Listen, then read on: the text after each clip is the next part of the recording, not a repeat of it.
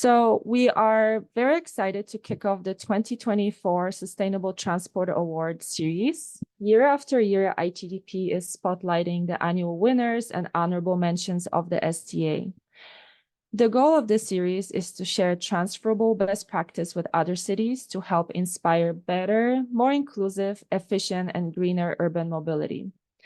And as you know, earlier this year, we announced 2 cities as 2024 STA recipients.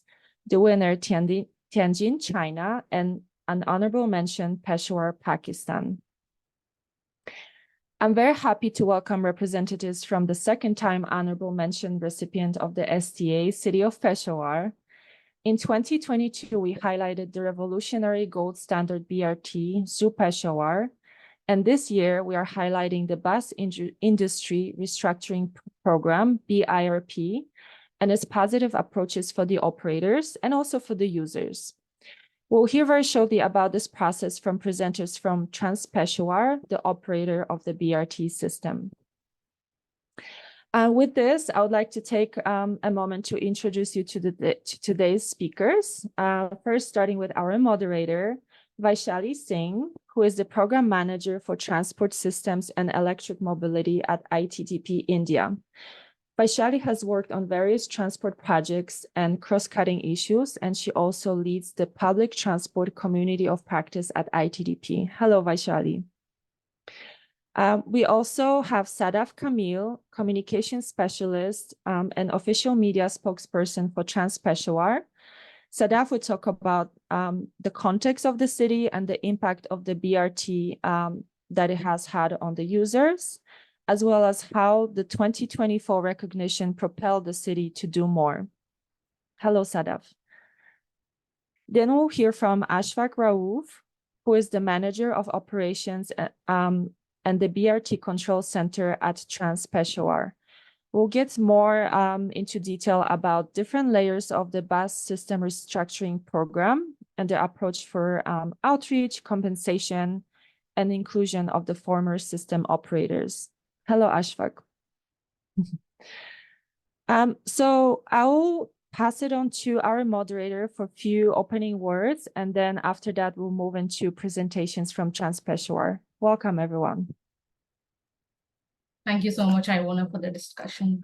And I'm really excited to be the moderator for the discussion today. It's going to be a really exciting webinar looking into Peshawar's remarkable journey over the last 4 years, especially to become a more sustainable and inclusive public transportation system. And as you said, I think I must acknowledge that Peshawar has received not once, but twice an honorable mention at the Sustainable Transport Awards. And it really is a big testament to the unwavering commitment that the city has been showing to create a robust and inclusive public transportation system. And since 2022, when the last time they received the honorable mention, since then they have not just upgraded their infrastructure, but they have actually restructured the very fabric of its transportation industry through the Bus Industry Restructuring Program. So through the program, they have actually transitioned from unregulated paratransit bus services into a very formalized BRT system, ensuring there is an inclusive public transportation, not just for the passengers, but for the operators as well. So today, really looking forward to exploring how this program used the power of stakeholder engagement to create an inclusive and comprehensive approach to transform its public transportation. And this program is the example to show that when you have the right approach, it is possible to create a transportation system that is not only efficient and sustainable, but also inclusive and equitable as well. And in today's session, we would also be looking at the lessons learned that they had in this journey, which I'm sure will hold immense value for cities worldwide as well, and also how Peshawar is planning to continue this transformation and keep inspiring cities around the globe to take action as well. So without wasting more time, I think we could dive into and learn from Peshawar's journey. So I would like to invite Sadaf Kamil and Ashfaq Raouf to take the session forward now. Thank you very much, Vishali and Ivana, for giving us a chance to be here. And on behalf of the City of Peshawar, I would like to say that we're honored to be a second-time recipient of the Sustainable Transport Award Honorable Mention. My name is Sadaf Kamil, and I will be talking about the BRT system, and I'll give a brief overview of background of the system, and then my colleague Ashfaq Roof will talk about the Bus Industry Restructuring Program. So I'll just share my presentation with you.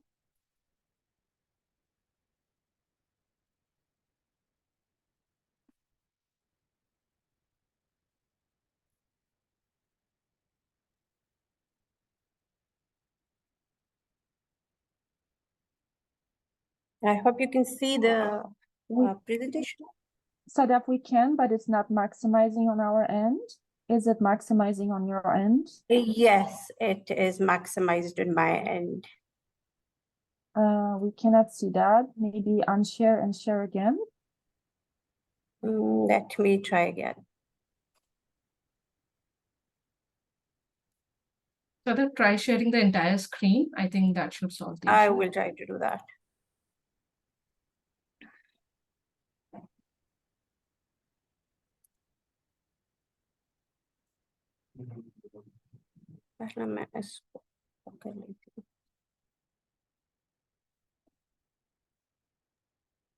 Thanks for the patience, everyone. And thank you so much for saying hellos from literally so many cities around the world.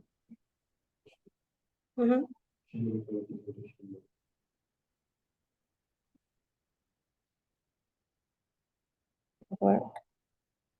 see. Yes, that's full screen. Perfect.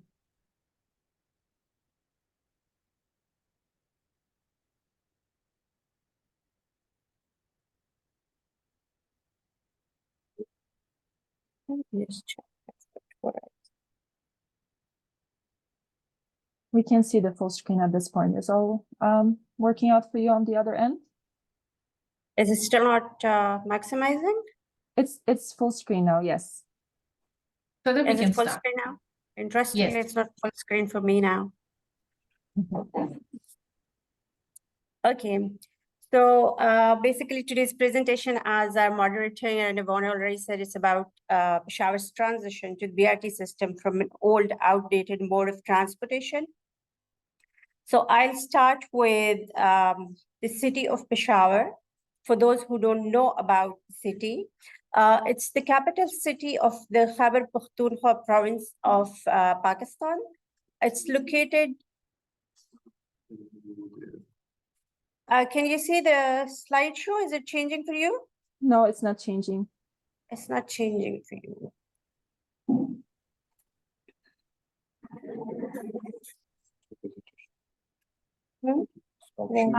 I can also screen share for you, or if Just let me try once more. okay, sure, no problem. Thank you so much. I know we are just humans trying to operate technology, so thank you for everyone's patience.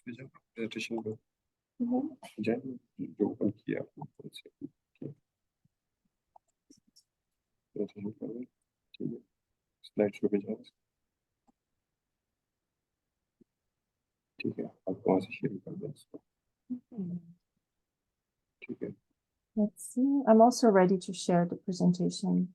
It's the same thing.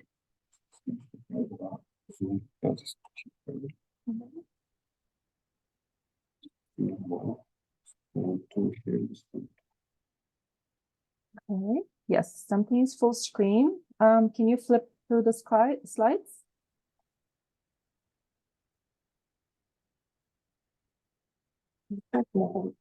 It's still not flipping. So let me share for you. Okay, if you can please do that. No problem. Please unshare.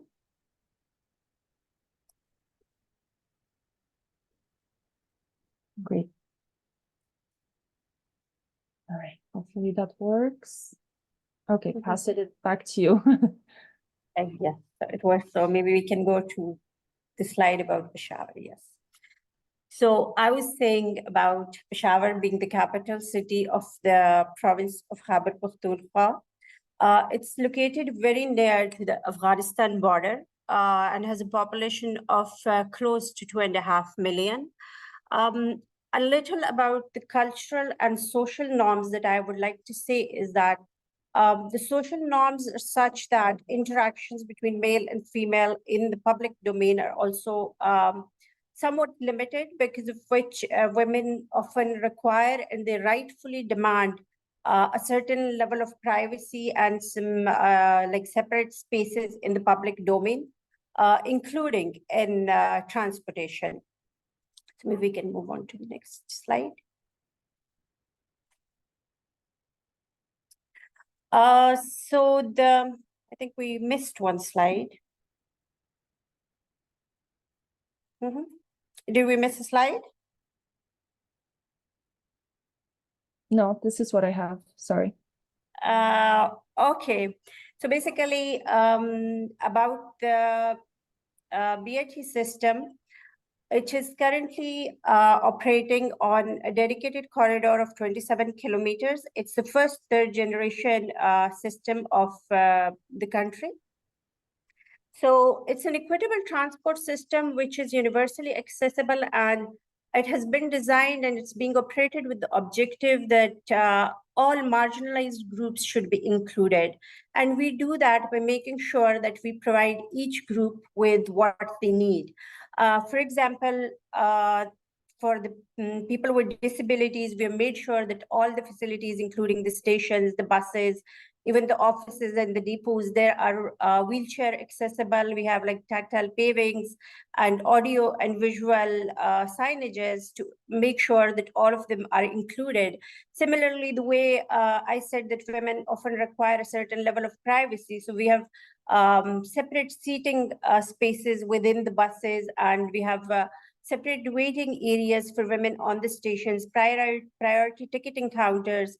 Similarly, like you can see here in this image, we have like the last image in the corner, we have a couple of trans women traveling on the system in a safe and independent manner.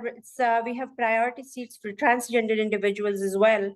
Then like 40% of the population of the city is living below the poverty line. So we have made sure that the fares are extremely affordable, so that those from the lower income groups are also included. So we made sure that it's totally universally accessible and inclusive system. So can we please move? Okay, so because of all the efforts and the impacts that have been brought about, the system has received several global recognitions. Zoo Peshawar, which is the name of the system, and zoo in the local language means let's go. So the system was the first BRT system in Pakistan as well in the South Asian region, which was categorized as a gold standard BRT from IDTP. After that, in 2022, we received the first honorable mention from the Sustainable Transport Award for our system.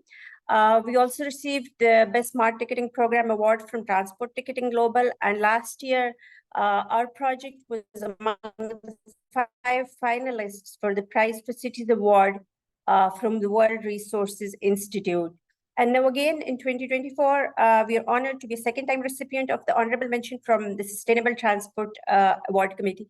So the thing is, this kind of these international recognitions and these acknowledgements, they not only encourage us to do better and move towards better goals, but they also pave the way and make it easier for us to expand and to make our efforts more effective. So if we could please move to the next slide.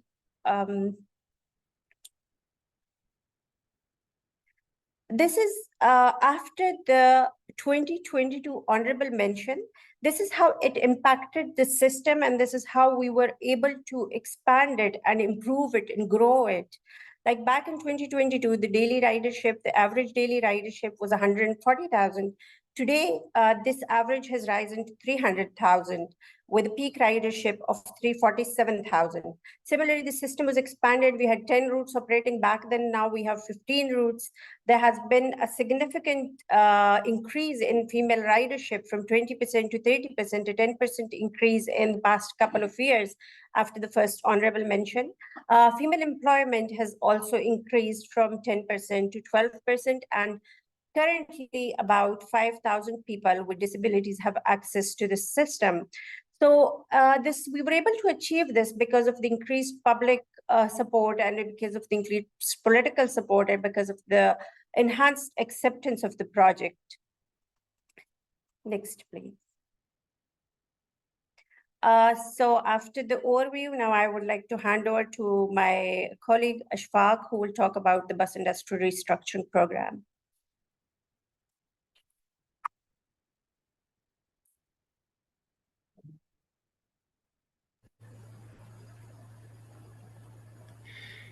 So I'll give you a little brief.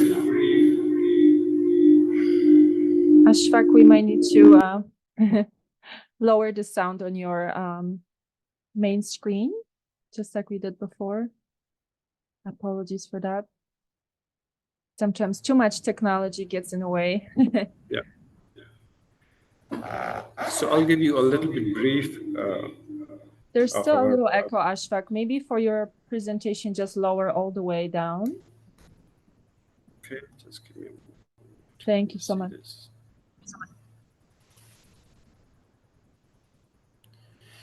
Okay, can you hear me now without echo? Yes. Oh. Yes. Okay, good. So I'll give you a little brief of transport system in Peshawar before the BRT.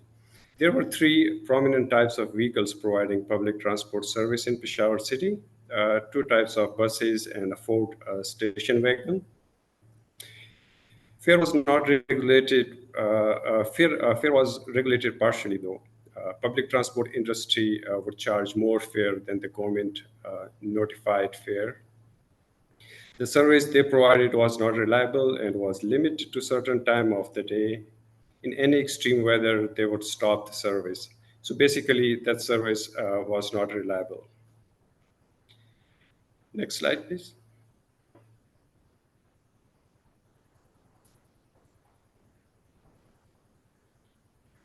The old transport system was not accessible for people with disabilities, seniors, and female. It was very inconvenient for passengers to board and alight the buses. All transport vehicles always did a rolling stop to board and alight passengers.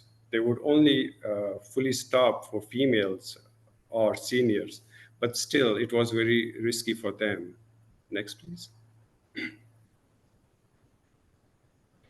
It was unsafe for school-going kids. Most of the parents were providing pick and drop service by themselves or through school vans. So they didn't have that public transport facility available in most of the areas of the city. Next, please. The seats were not high. It was unhygienic seats in old transport system. And it was hard to move around in the bus. Female seats were even more tight and inconvenient. Next, please.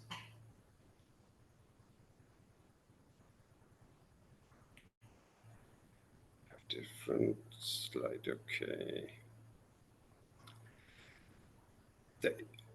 The important element of the bus industry restructuring program was the identification of stakeholders through market analysis who are affected through bus industry restructuring program. All three elements were the key to smooth transition of a bus industry, which was identification of all stakeholders, profiling of existing industry, and economic compensation and inclusion. Next, please.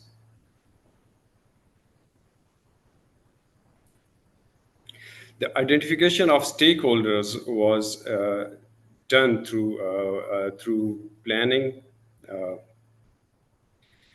to know the current scenario of transport sector in Peshawar city and identifying the key areas of for the surveys where the old transport system was operating. Then the consultation with Regional Transport Authority, who was responsible for issuing route permits to all transport services, Excise and Taxation Department was responsible for registration of vehicles, and local municipal authorities, they were responsible for providing or renting out parking yards for those old transport vehicles. And then the data collection was done through surveys. Data from different government departments were also collected, and identification of intra-city terminal and routes were done as well. Next slide, please. So about 1,500 sessions with vehicle owners and drivers were conducted, and about 43 consultation sessions with government departments. Next, please.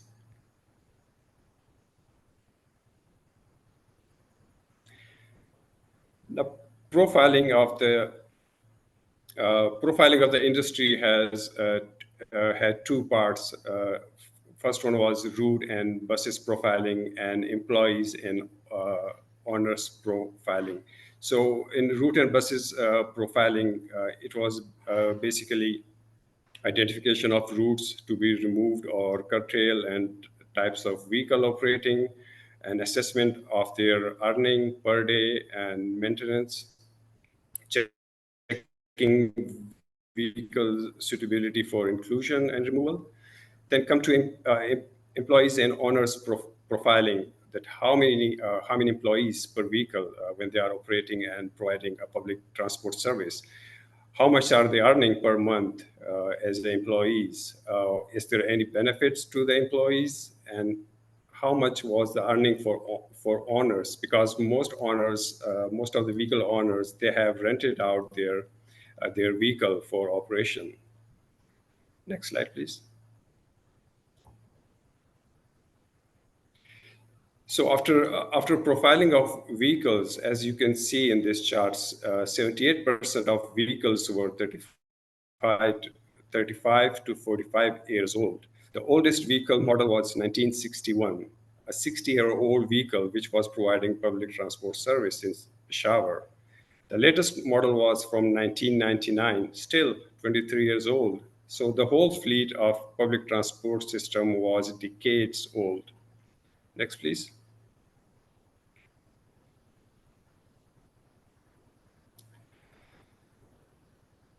Now sorry, you have a different presentation, so I have to match with mine. So the economic compensation and model of inclusion, basically, the compensation model was divided in 4 parts. Each part had their own price for the maximum, and all those prices add up to the maximum price we offer for the vehicles. The compensation of vehicle was divided into 4 parts. On top of vehicle price, business loss compensation was also offered at 30,000 per month up to 1 year, and we paid that compensation at once instead of paying them every month. We just paid them lump sum. Next slide, please.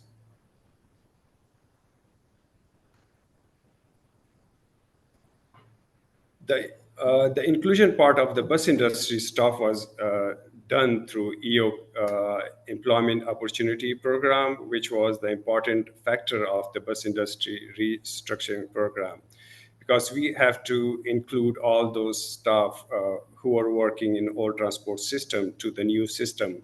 So total staff of our 3 main contracts with service provider is greater than 4,000 employees, where the bus industry staff who were enlisted was only 1,300.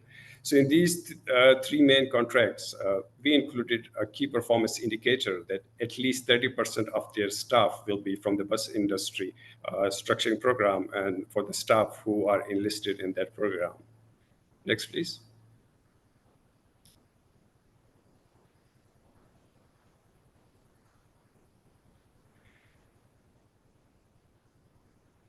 There were three parts of the inclusion of owners. The first one was eligibility criteria, whether vehicle was eligible or not, then the enlistment process, and documents need to be collected. Next, please.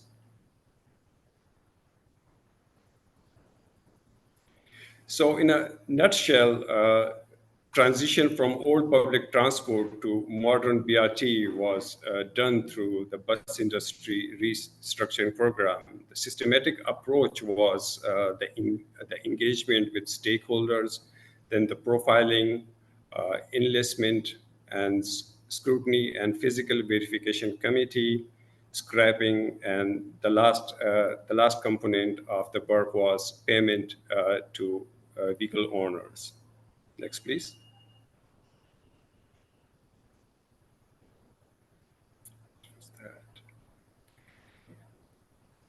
There were some challenges. I wouldn't say some challenges, but a lot of challenges we faced during the BIRP, Bus Industry Restructuring Program.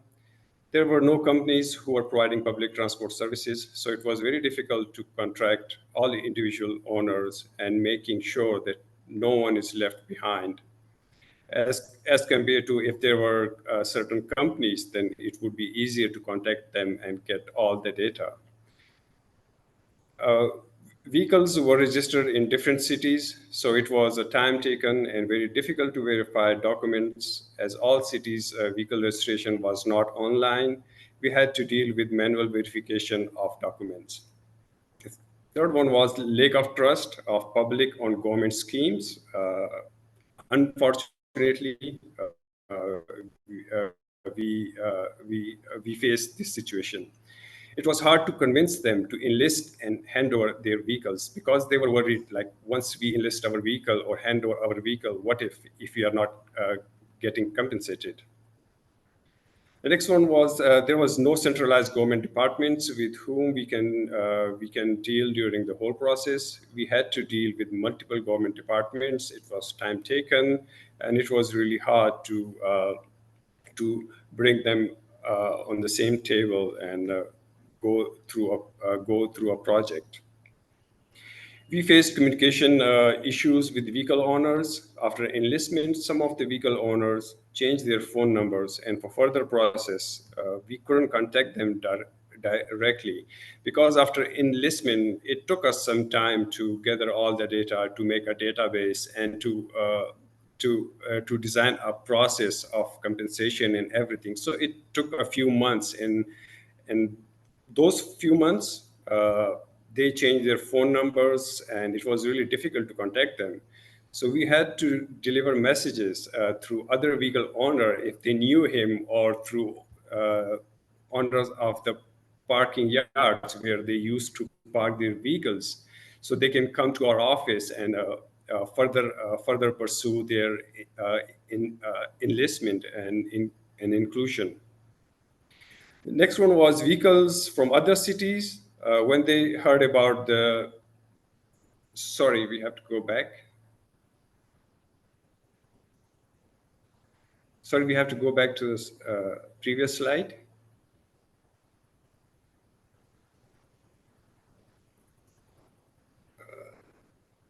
Okay, thank you. So when other cities heard about this Bus Industry Restructuring Program in Peshawar, vehicles from other cities stormed in to Peshawar to get a piece of a pie. At that time, they were not operating their vehicles in Peshawar, but they were still hoping, like, maybe we can get compensated as well. And at that time, they were operating in different cities. And name in vehicles registrations and current owner was not matching up, which triggered other ways of verification of ownership of vehicles, like purchase letter signed from purchase letter or a transfer letter signed from the previous owner. So these were the challenges we really faced in our bus industry restructuring program, which was a good experience in a sense, but it took more time. Next, please. Lesson learned was the first one, and the important one is that data of public transport vehicles were not available to us. So public transport data should be gathered to know how many vehicles are operating in the city, types of vehicles who are providing the services, and on which routes they are providing the services. The removal of public transport should be gradual. In case of any delays or issues in new service, the public should have access to the old transport service. Communication is the core component of the whole project. All bus industry stakeholders, especially vehicle owners, should be kept in loop at every step of the project. Effective communication also discourages rumors in the industry. So the communication was the key part of our project. We communicated with each and every vehicle owner or other stakeholders. We inform them at what stage we are, or at what stage their vehicle enlistment and compensation is. So we were keeping them informed. If there was any delay for any reason, we just let them know, like it will take some time, but we are still working on it. So communication was the main component, and it really gave them confidence to believe in our bus industry restructuring program and to believe in the government of Peshawar that they will get compensated. Offer other modes of transport, or if there are other routes, that was a good option too. If they are willing to operate on, if they are willing to operate other modes of transport, or if they want to move to other routes, then they should be given a choice. A committee should be constituted for transparency of the whole process and to deal with grievances of vehicle owners.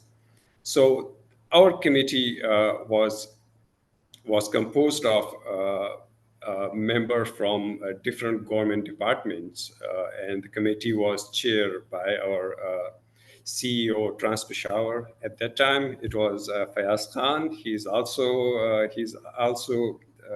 part of the webinar. I think he's listening. So the committee really played a good role in this whole process, because wherever the vehicle owners had grievances, or they were not agreeing at some parts with us, then the committee stepped in and they listened to both parties and resolved the issues. The last one is the bus industry staff should be trained for the new system for inclusion. Unfortunately, it was not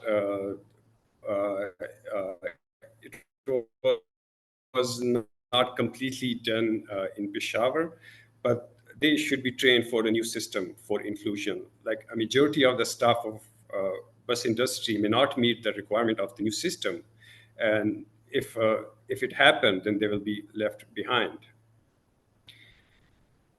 Next, please.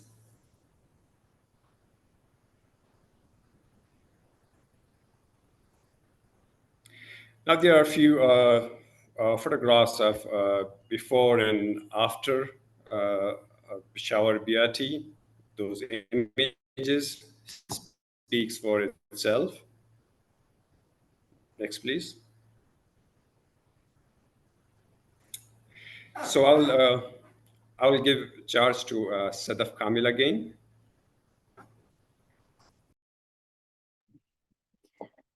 Thank you very much. So I will talk about the way forward, how it is now, and how we're going to plan it, how we're going to carry it into the future. So right now, this project is in its first phase. It's the phase 1 of the BRT project. So for the expansion of this current phase, we're planning to add 3 new routes of about 41.5 kilometers. And we'll also be adding 150 more buses into the system. 75 of these buses will operate on the 3 new routes, while the remaining 75, those will be inducted into the current 15 routes that are already operational. So next slide, please.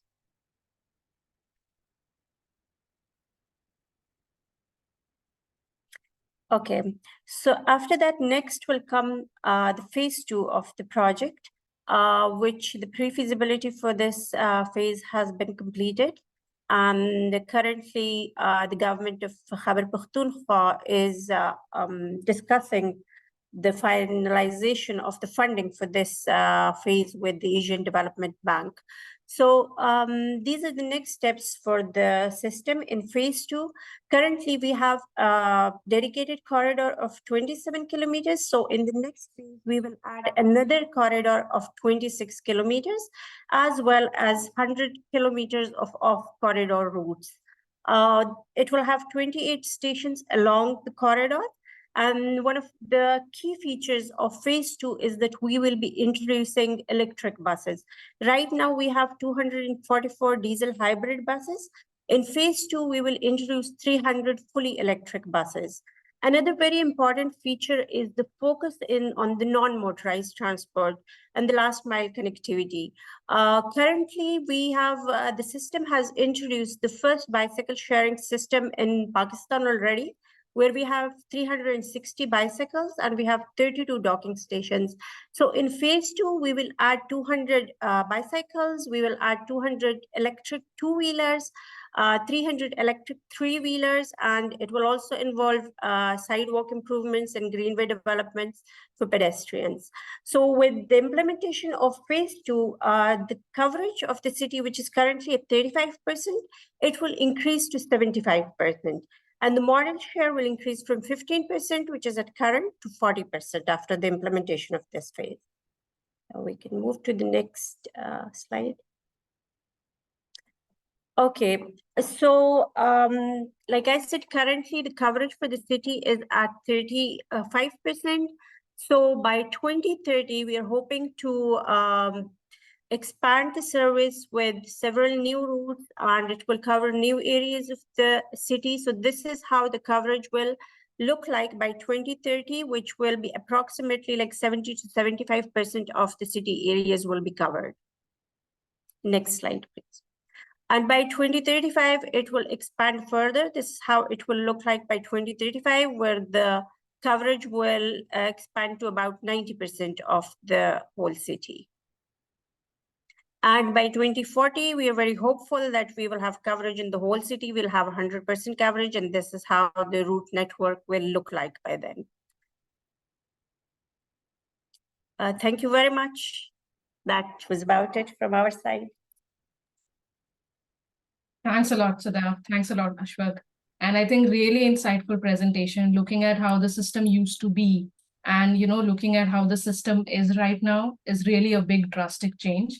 And I really have to commend the city for taking the initiatives to have such a system where, all of these, the recommendations that were given, the kind of outreach program that you had, all of that, I think is quite impressive to everyone who's here on the call as well. Especially the employment opportunity program, the outreach that you had, I think 1,500 outreach sessions. It's not a small number. It's really, really impressive that the city was able to do that. I think we have somewhere around 10 minutes. So going into the questions, I think starting with that itself about the outreach program. So how did you go about with that process? 1,500 is a large number, plus 45 plus consultation with the city governments as well.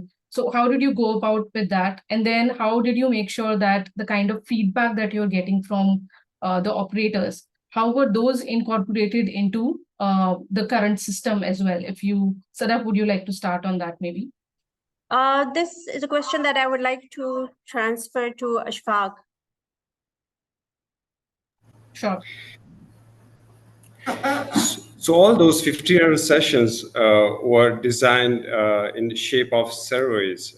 Like they would go out and they would meet with certain number of vehicle owners, and then they would sit there and explain our whole project and ask the information.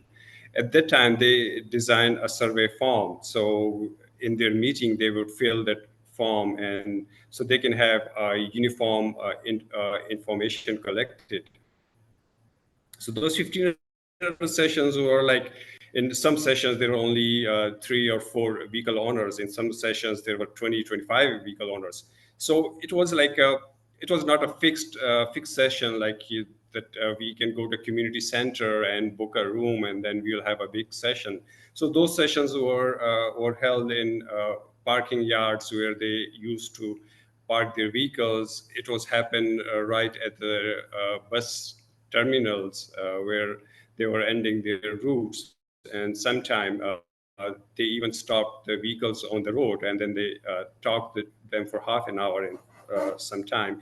So all that sessions information was collected through a survey form, and then it was combined, and the key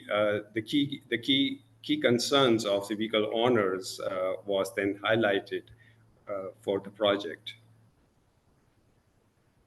Sure. Building on that, MA is asking how long did this take and how big was the team you used to work on this? Okay, it took like, it started in 2017. So they started the outreach in 2017. And in 2019, it was completed. They compiled their surveys and all the data.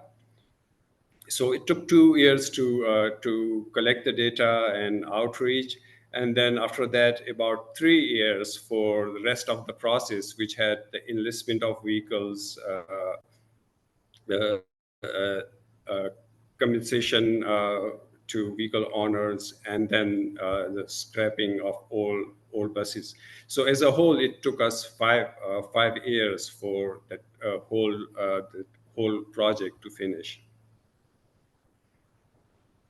Really long time, but I think worth it to have such a successful system. And rather than saying it took 5 years, I would say, dedication of the team for consistently putting that effort for 5 years to make the system better. So Peter Turner is asking of the bus operators in Peshawar prior to BRT, how many agreed to come on board, and then how many preferred to accept the compensation? Any numbers on that? Okay, the initial surveys was said that there are about 650 vehicles who are providing services. So out of these 650 vehicles, when we went to the enlistment stage, where we asked them to come and enlist their vehicles for compensation, so only 418 vehicle owners came, and then they fill up the forms. So out of 650, 418 people came. So this was there was still some number of vehicles who moved to other cities or who are not interested in the compensation model. So they basically didn't enlist their vehicles. For one of the reasons could be like they moved to other cities. Sure. And I think on that itself, was there any resistance that you faced from the existing industry? And then how did you overcome that resistance as well? Okay, if you ask us, the whole team was really worried about the resistance that we may face. So again, the important component was to open the line of communication with vehicle owners, which were giving them confidence that that we are working on the project and at what stage the project is. About the resistance, when we were delivering our first compensation checks, we only invited 5 vehicle owners to the office of Peshawar, just to make sure, like, if we invite a big group and if there is any resistance, then we may not handle it. So we only invited 5 vehicle owners for compensation, and they were really happy when they got their first checks. So that gave us a confidence that no, our compensation model is good, everything is transparent, So the whole project went really smooth. We didn't see any resistance at all. I think that's always great to hear.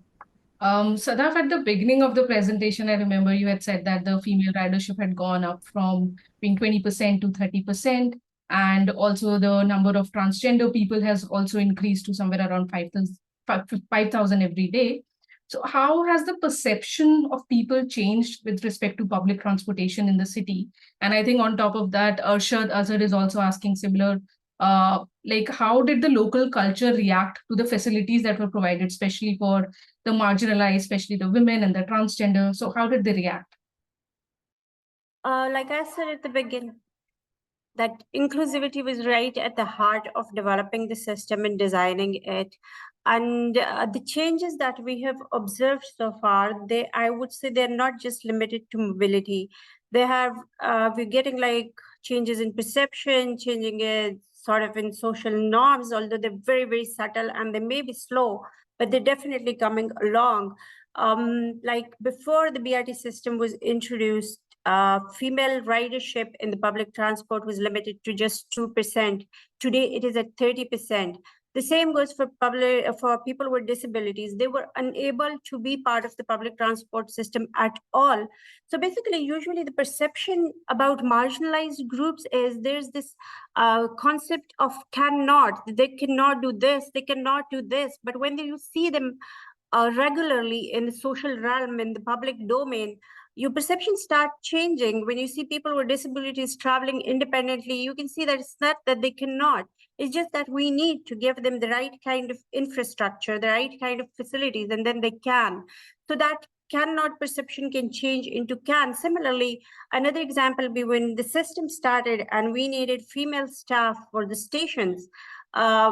We initially couldn't find females to work on the stations because it was considered like for women to work in such public place where there's so many people coming in on a daily basis, and then they have to work till say 10 p.m. or 11 p.m. So there was this perception that no, women cannot, and we had a problem where we couldn't find people to work on the stations. But today it's totally different.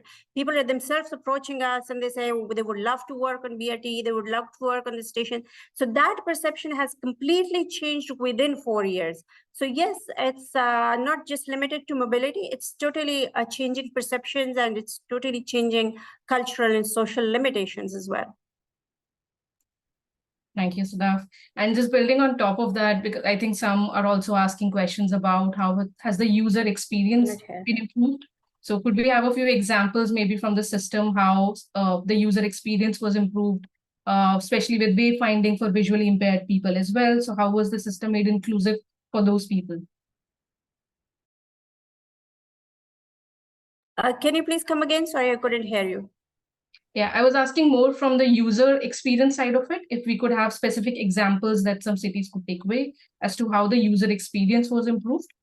Someone in the chat box is also asking how the wayfinding for visually impaired, if it was incorporated as well. So how did the system answer to those? Yes, like I said, if you compare it to the previous mode of transportation that was prevalent here, we had high floor vehicles which were completely inaccessible for people with disabilities. Women were harassed on a regular basis. Transgenders found it totally impossible to use that system. With our system, there are vehicles, our stations, they're completely accessible, they're wheelchair accessible. We have tactile pairing for visually impaired people. We also have audio announcements regularly on the stations for visually impaired. For the hearing impaired, we have visual signages everywhere. So these things were not present in the previous system. So a lot of a big chunk of the, not a big chunk, all of the marginalized groups were excluded. But today they're included because of all the features that we're offering. We are also ensuring that the system is completely safe, like it is well lit. We have security in place. We have CCTV cameras on the buses, on the stations. So today you can even say like very small kids who are traveling independently on our system to and from school. So it's a very big honor for us that parents trust us with their children. I think that is the vision that all of us have for a perfect city where children can travel by themselves. It's definitely a great sight to have. Sadaf, Ashfaq, to both of you, what would be the key things that any city must take up to ensure an inclusive transition to a new system? So what is the advice that you would give to make sure that any city who's taking up a BRT system or an improved public transportation system, how can they go about with this? I will go first. I believe to make sure that your system is inclusive, it's very important that from the very beginning, from the design and the planning process, you should make sure that you involve these people, the marginalized groups, and all your stakeholders into the process. For example, when our system was being designed, when the first prototype bus arrived, we invited people with disabilities and we let them travel on the bus. We invited women and we allowed them to travel on the bus, and we got feedback from them. And then changes were made on the bus according to their feedback. For example, women wanted those grab handles to be lower because they weren't that tall. So that was done. Then the people with disabilities, the Pakistani usually, the standard wheelchair size in China was probably smaller where the bus was manufactured. And in Pakistan, wheelchairs sizes were all different sizes. So they requested for longer seat belts. So that was incorporated. Similarly, I believe it's very important to involve all your groups in the process of designing and planning. Ashfaq? So on top of what Sadaf said, for other cities, if they are thinking about any improvement in their current transport system, just one thing to make sure is to take that system provider or the service provider in confidence and in loop and sit with them and talk to them about the solution.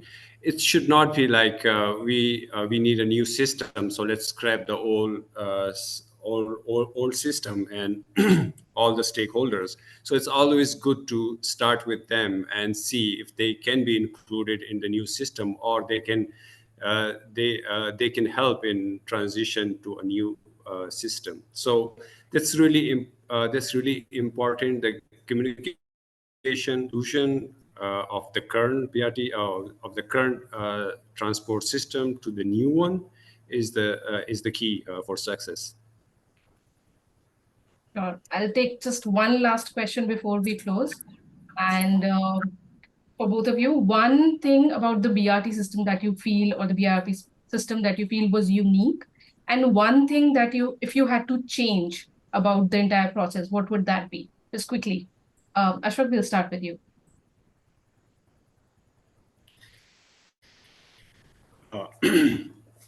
The one thing I would change was to give the vehicle owners a little bit more training.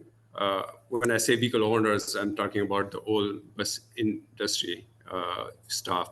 So we like if I do it again, then I will definitely give them some training and some time so they can be easily adjusted in the current system.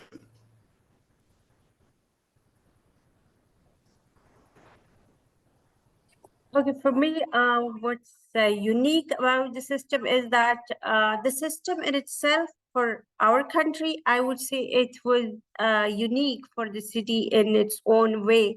Even like using the system, for example, the cashless fare mode and all those things to educate the residents about that.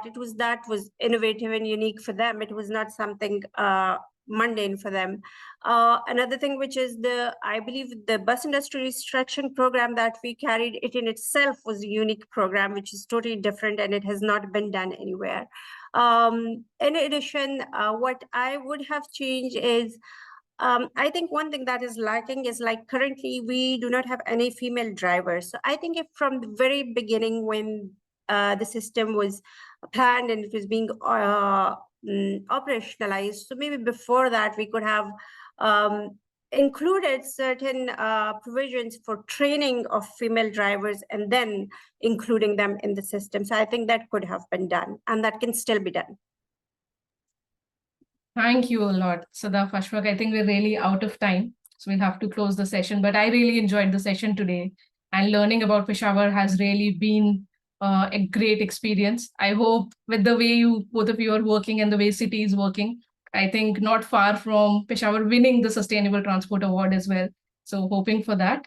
And I hope the people who have joined us today also enjoyed the webinar as much as I did. Ivona, over to you. Sure. Thank you so much. Indeed, I do agree with you, Vaishali. I'm personally and our stakeholders, hopefully the audience watching, we're very inspired by the continuous effort of the operator and local government in providing this inclusive transport system. So thank you, Ashfaq. Thank you, Sadaf, for coming today and sharing your lessons learned and talking to us. And of course, you, Vaishali, for moderating. So please stay tuned for more programming in the 2024 STA series. Hopefully we'll still find opportunities to hear more from Trans-Peshawar and Peshawar City as they are unfolding other phases of the BRT system. So we're looking forward to that. But also please stay tuned for programming with the STA winner for this year, Tianjin, China, in the next couple of months. And lastly, very quickly, I dropped a link to our upcoming webinar next week. It will be on data indicators that help with better policy planning for cities. We'll showcase examples using data in transport planning in Brazilian cities, Santiago, Chile, Seattle, USA, and Pimpri-Chinchwad, India. We'll also launch ITDP's new Atlas of Sustainable City Transport. So this is definitely a session not to be missed, hearing from so many cities and stakeholders. So take a moment to sign up. And again, thank you so much, the audience, for joining, and all of you in the panel for being with us today. Can't wait to see you again. Bye-bye, everyone.